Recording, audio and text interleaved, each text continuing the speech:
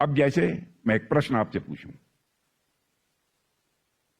किसी व्यक्ति के पास इतना पैसा था, उसने उसका आधा ए को दे दिया, 1/3 बी को दे दिया, जो रेस्ट अमाउंट बचा था 100 पैसा वह सी को दे दिया। बताइए टोटल अमाउंट कितना था? कोई बतला सकता है? एक व्यक्ति के पास इतना पैसा था, उसका आधा मैंने 50% मिस्टर ए को दे दिया, 1/3 मिस्टर बी को दे दिया, दूसरे को दे दिया, और रेस्ट अमाउंट पैसा जो बचा था, रेस्ट अमाउंट जो था 100 रुपया। कितना हुआ?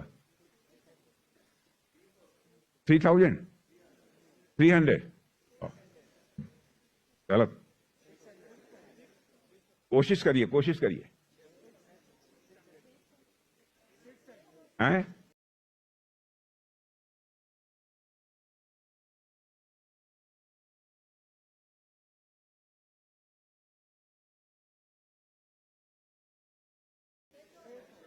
तो दोस्तों, ये प्रश्न माननीय श्री राजनाथ सिंह जी ने, जो हमारे देश के रक्षा मंत्री हैं, आईएएस मीटिंग में पूछा है।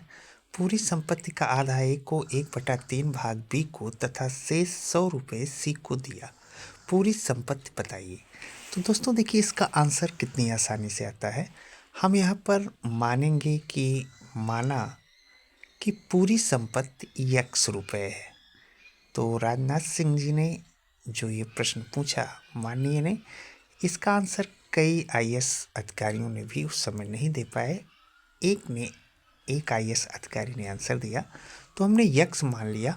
और अब अगर इसे हम प्रश्नानुसार देखते हैं तो जो हमारी ये पूरी संपत्ति है यक्स, अगर इसमें से जितना उन्होंने ए और बी में बांटा है उसमें से माइनस किया जाए, पूरी संपत्ति यक्स में से हम माइनस करेंगे इस यक्स का आधा। आधा का अर्थ होता है एक को जो दिया गया है 1/2 मतलब x/2, और इसमें जोड़ेंगे जो बी को दिया गया है 1/3 1/3 हिस्सा मतलब 1/3।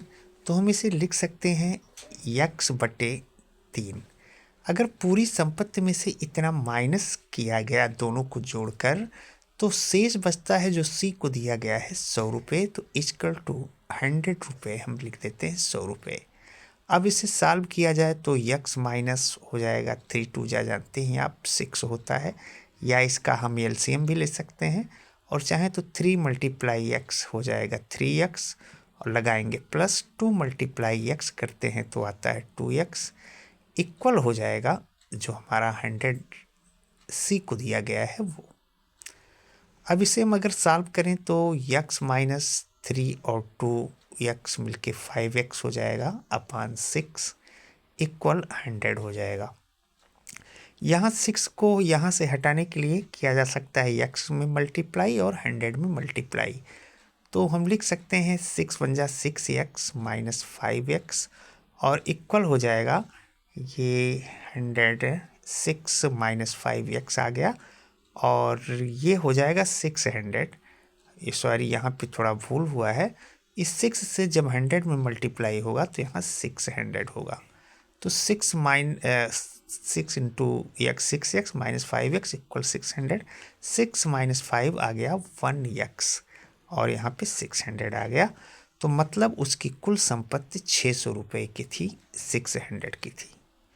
तो दोस्तों, इस प्रकार से ऐसे छोटे छोटे क्वेश्चन भी आते हैं जिन्हें हम अगर देखें तो ये फार्मूला भी हो सकता है और ट्रिक भी हो सकता है। तो कृपया लाइक कीजिएगा, सब्सक्राइब कीजिएगा, शेयर कीजिएगा। इसी प्रकार मैथमेटिकल कॉन्सेप्ट हम लेकर आते रहते हैं। तो देखिए, अगले वीडियो में हम नए कुछ लेकर आ रहे हैं, नए रूप में, नए मैथमेटिक्स।